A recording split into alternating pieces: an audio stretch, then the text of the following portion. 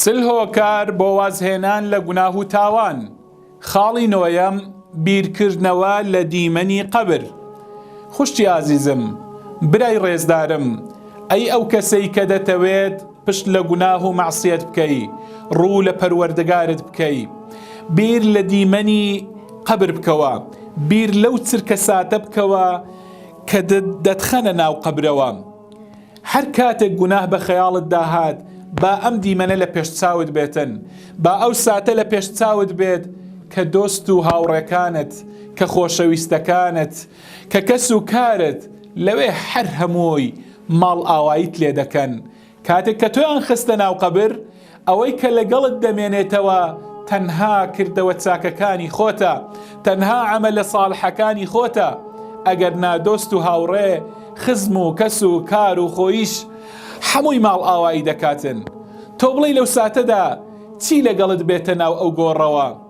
ئەرێ کەناڵەکان دێن، ئەوەی کە بە سەعات لەبەریدا دەنیشتی و کاتەکانی خۆت خەرج دەکرد لەبەر ڕابواردنەکانت، ئایا چیت لەگەڵ دێتە گۆڕ؟ تۆ پێت وایە ڕابواردنەکانت دێنە گۆڕ لەوێ سەبووریت پێدێتن؟ پێت وایە لە ناوگۆڕدا وێنەکان، بەڵێ وێنە و ڤیدیۆکانت ئەوانەی کە پڕ بوون لە ناو موبایلت، ئەمانە پێتوانیت لەگەڵت دێنە گۆڕ؟ برای ئازیزم، خوشتی بەڕێزم، بەڕاستی دیمەنی قەبر دیمەنێکە مرۆڤ گریانی دێتن، مرۆڤ فرمێسکی دێتن کاتێک کە ئەو دیمەنە ترسناکە دەبینێت. دیمەنێکی تا بڵێ ترسناک، تا بڵێ خەمناک، دیمەنێکە وا لە مرۆڤ دەکاتن کە مرۆڤ پشت لە دنیا بکاتن، مرۆڤ بەرەو قیامەت هەنگاو بنێتن، ڕوو لە قیامەت و ڕوو لە خوا بێتن. بەڕاستی مردن هادم اللذاتە، بەڕاستی تێکدەری خۆشیەکانە، مفرق الجەماعاتە، دۆستان و خزمان و کەسان و کۆمەڵ و خەڵکەکان لە یەک جیا دەکاتەوە. ئەم دیمەنە، بەڵێ ئەو دیمەنە بەڕاستی هی ئەوەیە کە مرۆڤ بیری لێ بکاتەوە. دۆست و هاوڕێکانت هەر هەمووی وازت لێ دەینن، وەکو گوتم ئەو مردنا وات لێ دەکاتن کە کەس لەگەڵت نەمینێتن. ئیدی کاتی ئەوەیە بیر لەوە بکەیەوە، بیر لەوە بکەوە و لە خەوی غەفڵەت هەشیار ببەوە.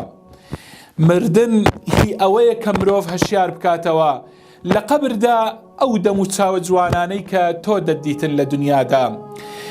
لە قەبردا دەم و چاوە جوانەکان، دەستە ستەمکارەکان، زمانە درۆزنەکان، بەڵێ ئەوانەی کە درۆیان دەکرد، ئەوانەی کە ستەمیان دەکرد بە دەستەکانیان، هەموو ئەوانە ئەو چاوانەی کە خیانەتیان دەکرد لە دنیادا، هەر هەمووی دڵەڕەقەکان هەمویان لەوێدا دەبنە ئێسک و پرووسک، دەبنە ئێسکێکی ڕزی و ئێسکێکی هەڵوەری و هیچ شتێک نامینێتەوە لەوێ.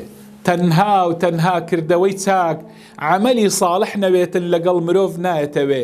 ئیتر خوشتی ئیماندارم، برای مسلمانم، کاتی ئەوەیە بۆ ئەو ڕۆژە خۆمان ئامادە بکەین، زاد و زەخیرەی بۆ هەڵبگرین، محاسبەی دەرونی خۆمان بکەین پێش ئەوەی محاسبە بکرین. حاسبوا ئەنفوسەکم قبل ئەن تحاسبوا.